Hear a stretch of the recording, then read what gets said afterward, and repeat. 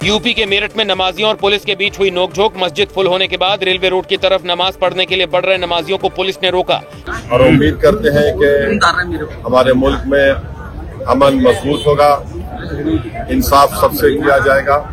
তো বন্ধুরা সবাই কেমন আছো? গতকালকে ঈদের দিন এমআইএম চিফ আসাদুদ্দিন ওবৈসি জি কি বললেন চলুন ভিডিও দেখুন এবং এই ভিডিও দেখার পরে আপনাদের কি মতামত নিচে কমেন্ট বক্সে লিখে অবশ্যই জানাবেন। তো বন্ধুরা ভিডিও শুরু করার আগে আপনাদেরকে আমি একটা ডিসক্লেমার দিয়ে দিচ্ছি, আমি কিন্তু কোনো পলিটিক্যাল পার্সন নই এবং আমাদের এই চ্যানেলটা একেবারে নিরপেক্ষ চ্যানেল। তো চলুন ভিডিও দেখুন। और हम दुआ करते हैं अल्लाह सुब्हानहू व तआला से कि जिनको किस्मत मुसलमानों को अल्लाह ने तौफीक दी कि वो रमजान के रोजे रखे, उसमें नमाज अदा की, शब बेदारी की, तरावी की नमाज अदा की, ज़कात निकाला, अपना फितरा निकाला।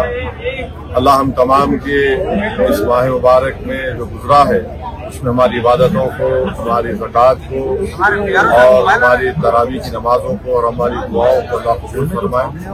और उम्मीद करते हैं कि आने वाले साल के 11 महीने भी हम इसी तरह से अपने मस्जिदों को आबाद रखेंगे, हमारे दिल को आबाद रखेंगे, हमारे जबानों पर अल्लाह का कलाम रहेगा, अल्लाह का जिक्र रहेगा।